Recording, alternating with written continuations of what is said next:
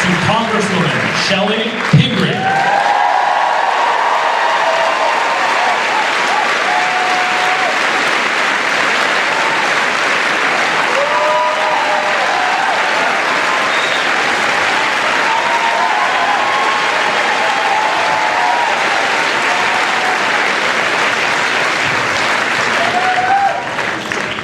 Thank you so much.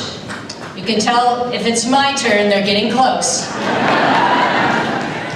Thank you to everyone who came before me. Senator Jim Boyle, who's going to do a great job in that job again.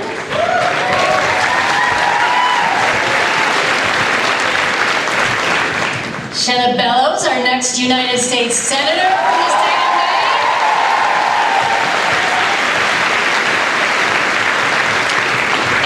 Cain, who will be the first Democratic member of Congress from the 2nd CD.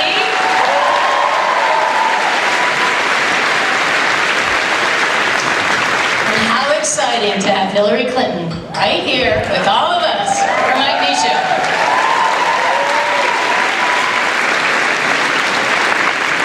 You're not supposed to say anything, but let's just say we all hope she'll be back campaigning in 2016.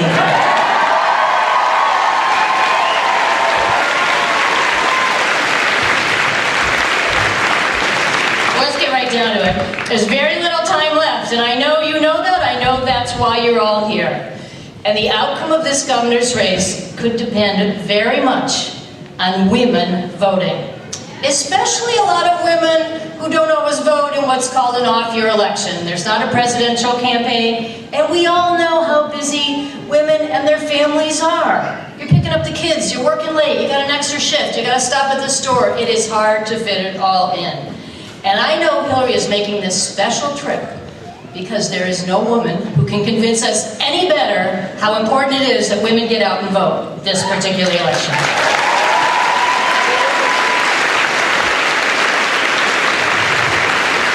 So we have to make sure that every one of us reminds our sisters, our cousins, our neighbors, and our friends that Mike Michaud will make a huge difference in the lives of women and everybody in the state of Maine.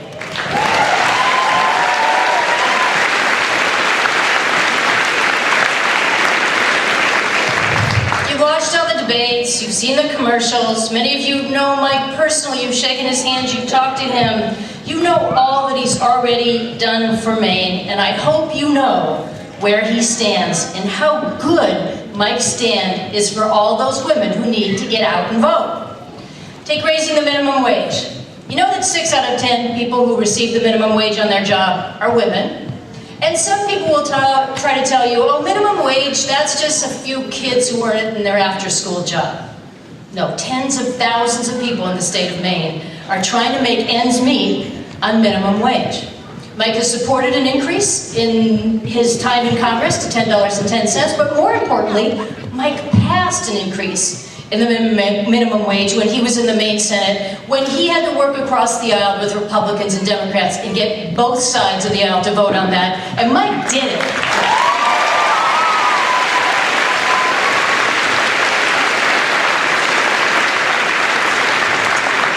Mike supports a woman's right to choose. That's why Planned Parenthood is all in this election.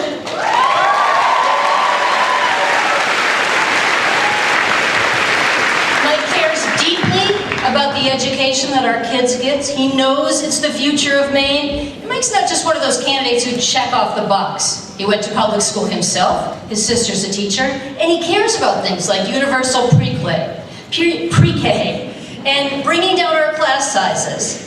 He doesn't want to go backwards like our current governor is taking us now.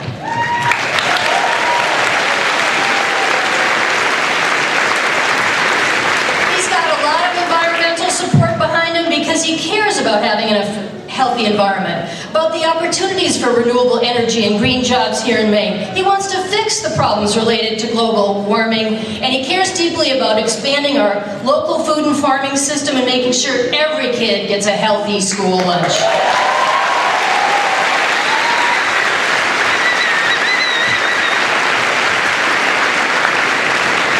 So I just want you to know, I didn't read this on his website. I have been lucky enough to serve side by side with Mike.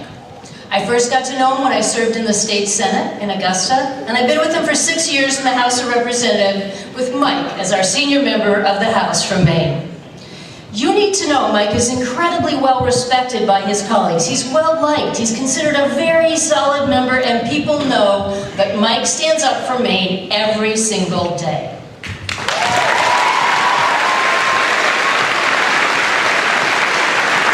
I don't think that there is anybody in the House of Representatives who fights harder for American-made products and, most importantly, Maine-made products.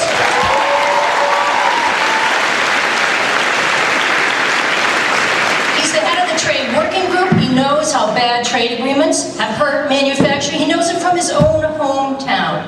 And Mike worked relentlessly to make sure that the amendment that said that our American service personnel had to wear American-made footwear, hopefully Maine-made footwear, that got through because Mike never stopped pushing on that. He knew it was the right thing to do, but he also knew it would be very good for us here in Maine.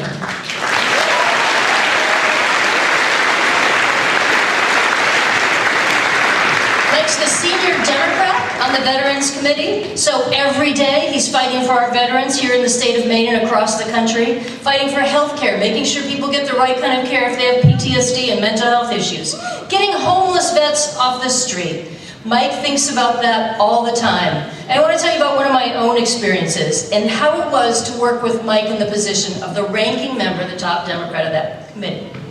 Ruth Moore, a very courageous woman who served in the Navy, came to me and told me her story about military sexual trauma that she had suffered years ago while she served in our armed forces, but she couldn't get the benefits that she deserved. So we wrote a piece of legislation called the Ruth Moore Act to help her, to help other people who would be in that position.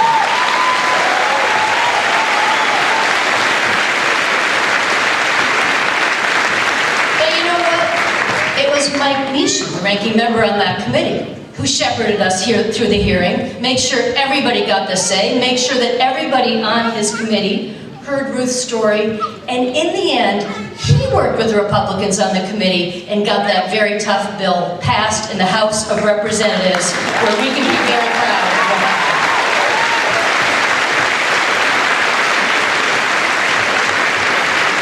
So I just want to say, you know, we're all watching the campaigns. You learn a lot about candidates during the course of a campaign, and everybody has a different way of going about it. There are those candidates who write a big plan. They have a book, they have fancy ideas. They put up charts and graphs, and everything looks really good. But the question always is, can they take all those big ideas and work them through? Do they know what it is to compromise with somebody to get a bill passed? Do they understand how the legislative process works? Can they work with the other side of the aisle, just like Mike did in the state senate when he was the president and passed a minimum wage bill? That is important.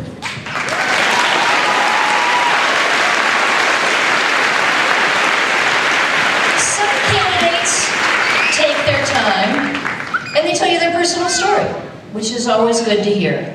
I think we probably know more about the governor of the state of Maine and the tough struggles that he's had, and we have respect for the fact that he has had a tough personal story.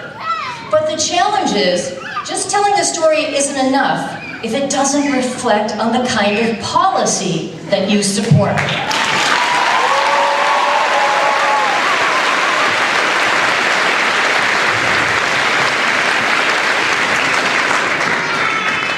If you don't support making health care available to more people in our state, making it easier for people to put food on the table, or making sure people can earn a wage that makes ends meet, then it's not the secret to success just to tell your personal story.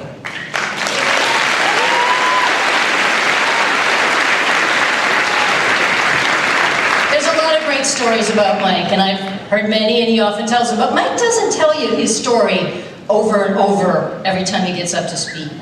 You know what I like about Mike? He just lives that story. He lives it every day in his job.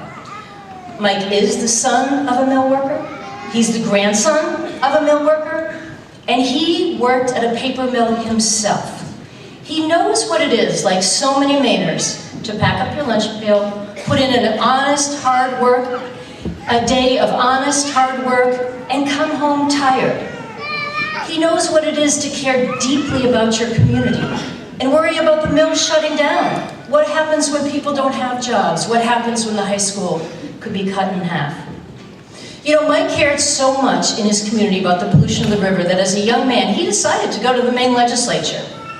And by the time I came to the legislature, Mike had learned every step along the way what you needed to know to help your community, to help the workers you used to work alongside with, and to help all of us. He was the chair of appropriations, he became the Senate president, he was regarded as knowledgeable and competent, all the things that we know about today. And since I've worked with him in the last 6 years in Washington, D.C., I have truly never seen a day when Mike doesn't get up early, work late, fight for the people in our state, fight for those manufacturing jobs, and our veterans, and our single moms, and our kids' education, and renewable energy, and our farmers and fishermen, and so much more. You know, Mike doesn't get up here and tell you his story every day, but everything Mike does reminds us of all that he does, and all that Mike is, a solid person of deep integrity who always remembers where he came from. He remembers all of us, his state, his community, and his family. And Mike will always do that for all of us.